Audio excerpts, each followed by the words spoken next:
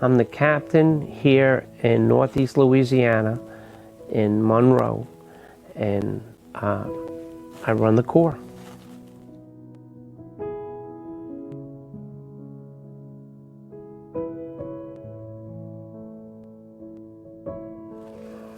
I got in a lot of legal trouble.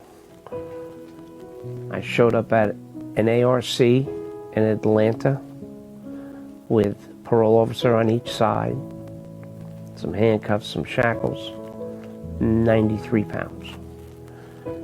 And I was welcomed in by a major who invited me in to have something to eat. And as the major opened up the door for the ARC, they took off the handcuffs and the shackles. I checked the door, there was no locks. I knew I could leave as soon as they left. And that's when they offered me a meal. And I was kind of hungry, figuring I had been in the county for a while and their food's not that good. And then I ate the meal, and then I came out, and I thought I would just go straight for that door and get on that bus route and go find my drug dealer who takes 50 cents on the dollar on the check. Because I really want to get high. And there's nothing in the world that's going to stop me from going and getting high, period. But there was that major. And she said, "You look tired, maybe you'd like to rest a little bit." And my belly was pretty full. And I was pretty tired. It was a very exhausting day mentally and everything else. But I thought, you know what, a quick nap might not be a bad idea. So I went into ARC's, very comfortable, nice beds. Went to sleep, and I woke up the next morning, and then I had a big breakfast. And then I decided to stick around a little bit, see what this place was about.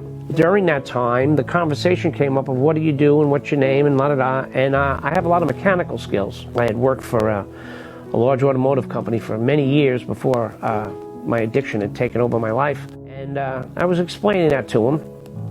And when we got back, for some unbelievable reason, the major's car had been broken. So I fixed it in about 10 minutes. And they realized that I wasn't kidding. You know, there's a lot of people have stories about what they can and can't do. And so they decided to not put me on the dock and let me fix the trucks. And they had about 15 trucks, you know, box trucks. So I was kind of in my element. You know, to fast forward, I stayed there 3.5 years. After I graduated, you know, I remember going up to the major saying, "Well, I've graduated, now I'm going to go." And she goes, "Go in the office and fill out the paperwork right now." And they hired me as the mechanic, and I stayed there for 3.5 years at the Atlanta ARC. My major, Major Delaney, had sent me up to Camp Grandview for 2 weeks to help the major up there fix a few things that were broken at the camp. They had paddle boats they needed to be fixed. They had vehicles that needed to be fixed. They had lawnmowers that needed to be fixed. Nobody goes up to the camp for 2 weeks. You go to the camp for a weekend, and then you go up with 50 guys, and it's a big fellowshipping thing. And I spent 2 weeks up there, and I fixed everything I could, and I built a relationship with this Major Sturdivant. And then I came back to the ARC, and I finished doing what I was doing, and now I'm leaving. My major was retiring. And I thought, well, I've been clean all this time. I think it's time for me to go out into the world and do what I got to do. It was the Sunday before Major was retiring, and I was going to leave.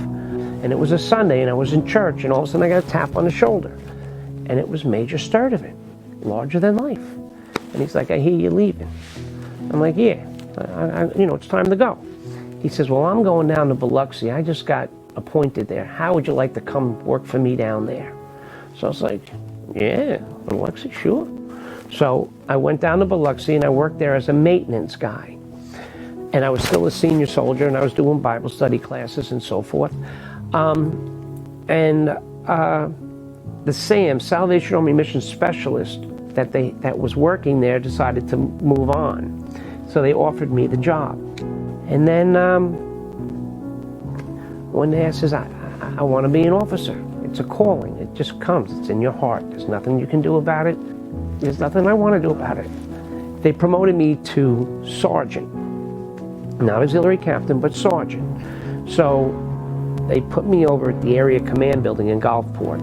And I was helping out with social service, doing Bible classes. I had a Christian ministry. I had an outreach program going on with the homeless. It was really, everything was just transforming, getting bigger and stronger, and I was just getting more and more involved. And then one day, the divisional commander came to take all the officers to lunch. And now I was a sergeant, I wasn't really an officer. And I'd never met him before. Anyway, him and his wife decided to take me to lunch. And while we were at lunch, you know, I started telling him what I did and what I don't do and where I am and where my heart is. And I guess he saw something in me that I never saw. And he left, and I went back to work. And then 3 days later, he called me up and he said, I am going to give you an appointment in Monroe. First of all, the key word in this place is peace. Peace. Peace I give you. That's what I give them. I give them hope and peace when they come through this door. There's no rush to leave. There's no requirement to be here. Just come. Let us feed you, clean you up, talk to you, see what you want to do. See what you think you can or can't do. They'll come with some horrific war stories, situations that have gone on in their lives. And to me, sometimes we're like, that's the best you got? Really? That's what we got to work with? No problem. We can work with that. Helping other people really helps you, or helps me, on top of everything else. So, like I said, I'm highly skilled in automotive. As a matter of fact, I worked for Mercedes-Benz for over 20 years. I'm a top European technician. Could make all kinds of money. Why? I wasn't happy. I wasn't content. I can't believe the Lord has blessed me with what I have today. It's phenomenal. I wake up every morning excited to come in and see what we're going to face. And believe me, I face a lot of nonsense every day. I don't care. Because once you see the miracle happen, it's all worthwhile. Every single bit of it.